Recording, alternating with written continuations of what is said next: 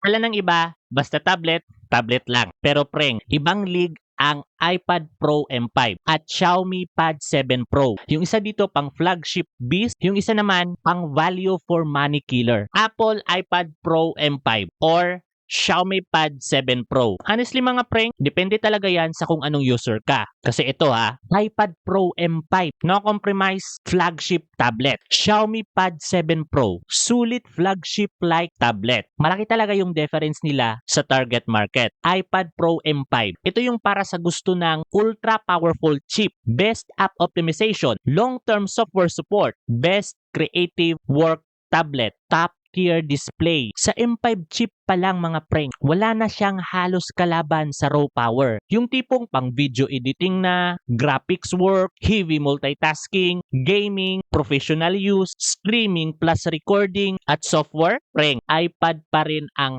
hari sa tablet software support. Mas optimize yung app, mas polish, mas matagal yung support. Pero ito yung masakit preng. Ang mahal. At honestly, maraming tao hindi naman talaga magagamit yung full potential niya. Real talk lang. At dito na papasok si Xiaomi Pad 7 Pro. Preng, for the price, grabe yung value. Snapdragon 8S Gen 3, 144Hz display, 67 watts fast charging, big battery, good speaker, sulit price. Sa media consumption at casual gaming, panalo yan. Sa normal user, minsan masasabi mo na, hala, parang flagship na rin Pero, ito yung difference. Yung performance gap. Wala talaga siyang laban sa M5. M5 is on another level talaga pagdating sa raw power, app optimization, and pro workflow. Display quality, iPad Pro OLED preng, mas premium. Yung Xiaomi Pad 7 Pro, very good LCD na naka 144Hz pero hindi talaga siya same class sa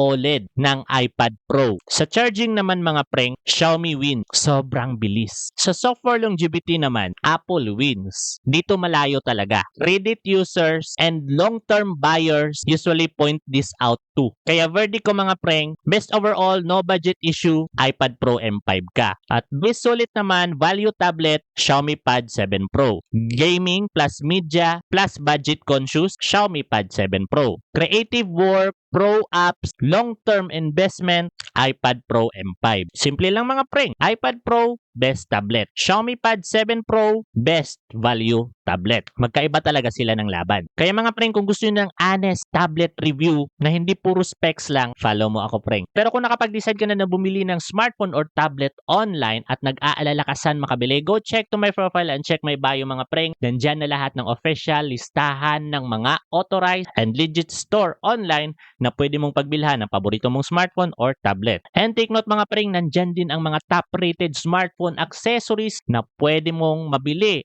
at magamit sa iyong araw-araw or in the future. Baka sale pa sila, baka may pa free shipping, baka may freebies or discount. So go check to my profile and check my bio. And mga preng, kita-kits sa susunod na video. Follow for more.